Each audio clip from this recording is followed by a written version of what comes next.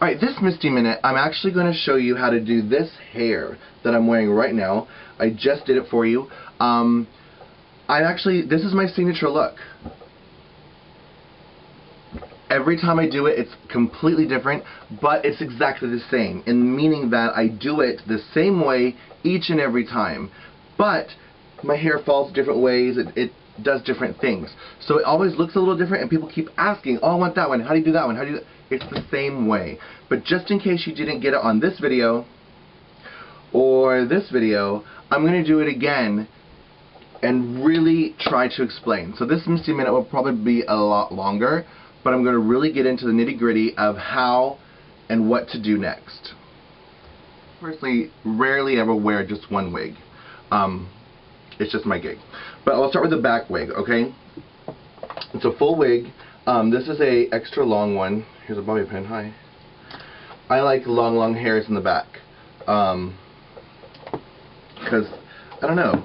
I guess we always emulate what we like. And growing up, I just loved girls with long hair. Alright, so in all of these wigs, basically for the back, you're going to want to brush it as much as you can. I personally like to part it in the middle for the back piece, so it's got more hair on the sides. And just for ease, I am going to snatch it back, so it gets the extra hair out of the way. Alright, now I've done Misty Minutes about bumps. Here you go. I already have my bump inside, work girth. Most people use wigs inside out, inside their hair. This actually would make it a little bigger. So yeah, but you can use whatever you want. Trash bags, popcorn, whatever you want. I would not actually use popcorn, that was a joke. Maybe popcorn like for packing. Alright, I just put it about like a headband from ear to ear. Again, there's no wrong way to do it. Every time is different. That's just my general synopsis. I've done this method before in videos. I do the 3-pin technique, cross, and then straight through. Now, if this is for a pageant, you're going to want to pull hair in front out, which I've also done a minute for, and blend your real hair into it. Even if it's really short, you could do this. Now I'm actually going to pull the ponytail thing down, or the back band piece down over my ponytail to get it down a little bit further.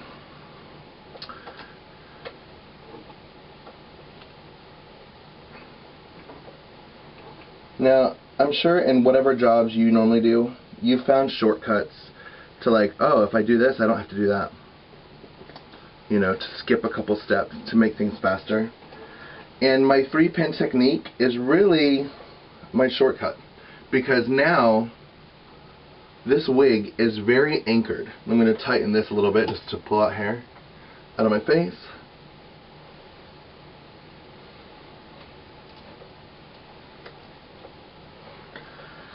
And there's the first wig. Alright, now for the next wig, you're going to need a couple things. You're going to need a brush, obviously, to brush it out real good. You're going to want spray hairspray. And you're going to want spray hairspray because it casts like a net. You're going to want to encapsulate all the hairs. And I know I use way too much hairspray and everything, ever since always. This wig also has a bump inside of it. You're going to want to smooth her out real good. Alright, now every time I do this, I do it completely different. Again, this is a full wig, same color. Sometimes I do it just like this. I do this a lot. Sometimes I do it sideways and wrap it around. Sometimes I do it this way. Every time I do it, I just kind of listen to my hair. Like today, I'll look at my hair and I'll see that I put this one on kind of forward and this one on kind of backward. So I'll put it on this side today. There's two ways you could do it. You could put it on like this and just pin it, or you can put it on upside down, and this way kind of hides the bobby pins a little bit more and makes it look like it's, I guess, more your hair. It depends on what's important to you. Now here I apply, you know, the 3-pin technique. Sometimes the one straight through, straight across doesn't really work that well because your hair is going to be pulling up. So just kind of figure out what works for you, I guess. Alright, now what you're going to need next, and this is my, you know, most girls I've seen that do this style don't use my technique, but again, I love shortcuts. And my next trick is a hair tie. Now, I'm going to pull this over. Now, in this next technique, now that the hairspray is all sprayed, it's going to kind of be very blended anyway. But take a frizzy brush, or as my friend Champagne calls it, a black girl brush. I don't know why I call it frizzy. I think because when I was little I always thought that it made your hair frizzy. I don't know. But I call it the frizzy brush. Now, and then take the hair and put it in a ponytail. You can do this before you put it on your head, which is usually what I do for time. I'll just smooth it out and put a ponytail where I think it will go, because it's easy to just pull the ponytail where you want it to go.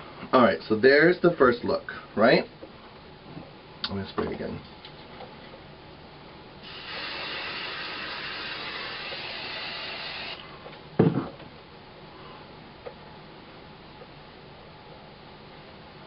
Now the reason I like the ponytail is because A, it holds all the hair in place, but B,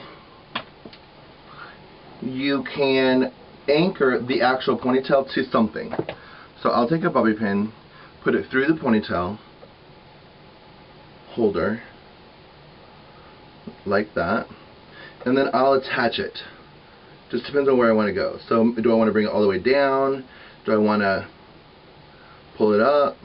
Alright, now there's the first part, right? Now this is where it's going to get tricky, and it's total interpretation. What do you do next? There's no right or wrong answer, just like makeup. What do you do? It's up to you, whatever you want. Alright, I'm just going to, it's getting a little loose, so I'm going to tuck her in up there. Alright, so you have all this hair, right? Why don't we use it again for another piece? So you smooth it back out,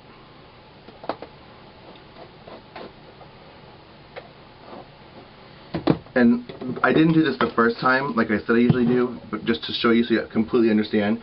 But usually I do the first ponytail as soon as before I put it on my head, but this one I always do the ponytail before I put it on my head, because it's just much easier, because I don't usually know what to do with this.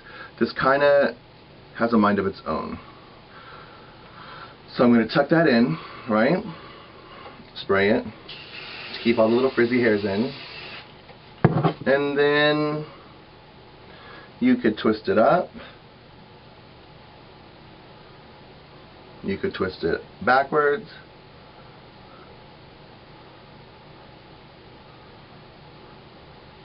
You could twist it the other way, sideways. Just listen to the hair. The hair will kind of tell you what it wants to do. Right now my hair is telling me it doesn't want to do anything. It hates me today. Of course, because I'm recording. Alright, so let's just kind of tuck it up here. Now, a side note, as I'm pinning, this wig that I'm using here is a really old frizzy wig. Frizzy wigs are the best for updos because they're two reasons. They're the best for updos for two reasons. Number one, they're too frizzy to wear in the back flat, but also because they hold shape really well. Frizzy hair is really pliable, and it's just your friend. You know, so whenever somebody's doing an updo and they want a wig for you, whenever somebody's doing an updo for you, very rarely do they want a new wig. They usually want old frizzy wigs. Alright, so there's the last. And I'm doing it on purpose to hide, or not, there's the second bump. Now I did this on purpose to show you that I have an exposed piece, right? Like, hold on, I can't talk while I'm doing this for some reason. Alright, so always follow the direction of the hair. Alright, now I have this monstrosity here that I would definitely not want seen. Obviously you could just do two swirls, but another thing I'm going to show you. Again, you take a frizzy wig that you don't like anymore and it's really old, and you steam it straight, because it kind of looks like a good wig again because you steam it, and you brush it real good.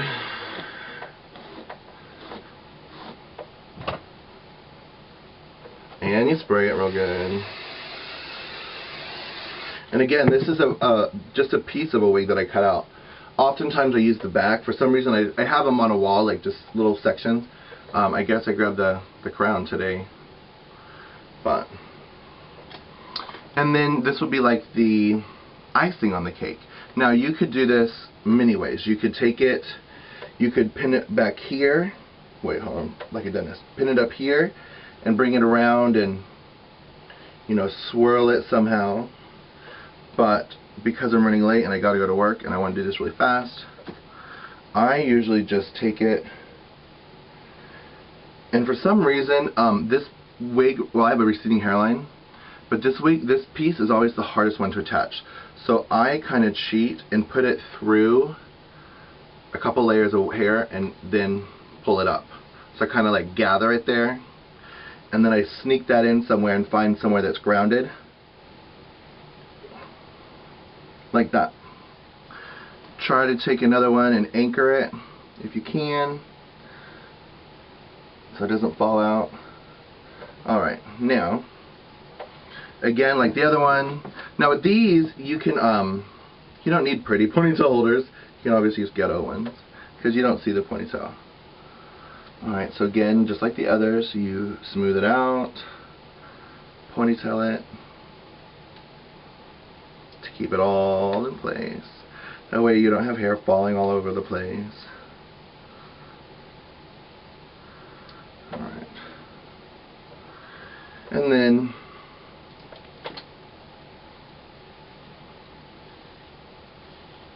you can do whatever you want. Sometimes what I'll do is I'll take it and pull it back out. I might do that today. So yeah, I forgot. Side note, if you're doing tricky hair like this, put on your lashes last. I didn't know I was going to record today, so obviously I didn't think about it, but because a lot of times your hair is sitting in your face for a minute and it's bothering with the lashes. Alright, so tuck that in.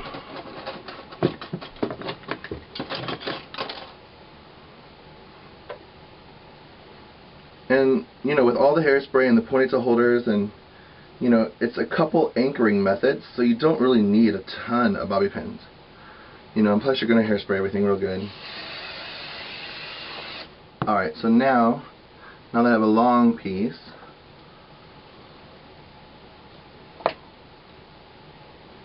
I'll smooth her out real good.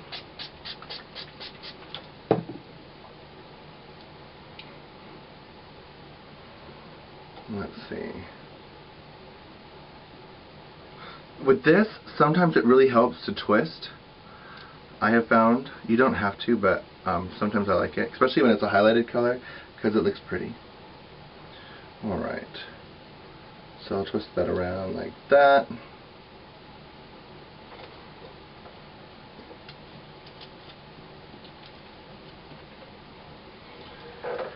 When you're doing a piece like this, it's nice to have these, I guess they're called banana clips. I can't remember. I haven't been in beauty school in 100 years. Alright, so you'll kind of just lightly grab another piece of hair and hold it, right? Maybe I want to bring it back. And again, it's all whatever you feel like doing. There's no right or wrong. You know, nobody's going to know that, ooh, you messed up. You didn't want to put it in your eyeball. You know, it's your own, whatever. Alright. So then take a piece, put it in a bobby pin, and I'm running really late, but I'm going to try this real quick. Anchor it to another wig, especially if you don't have hair right there like I don't. And that's the cool thing, once your hair is anchored, you can anchor the hair to itself. You don't actually have to attach it to your human hair. You can do it to the synthetic fake wig hair. Alright, so now that's there, and I'll take a wig. And you don't actually need a bobby pin. It could be like a regular hairpin, and just kind of anchor that like that. Maybe not so tight so it doesn't look hollow. And there you go. You know, I'm a perfectionist and I like things smooth. Ooh, I got hair stuck on me. Grody, right? So I'm going to go through and clean it up.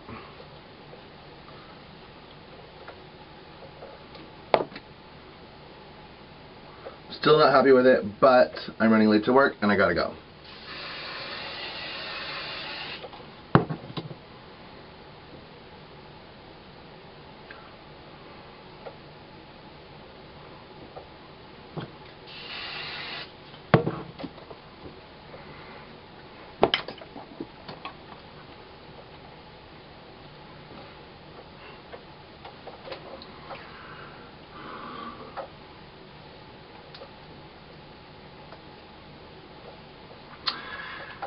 And that was a Misty Minute. Loving you, Zizi. Bye.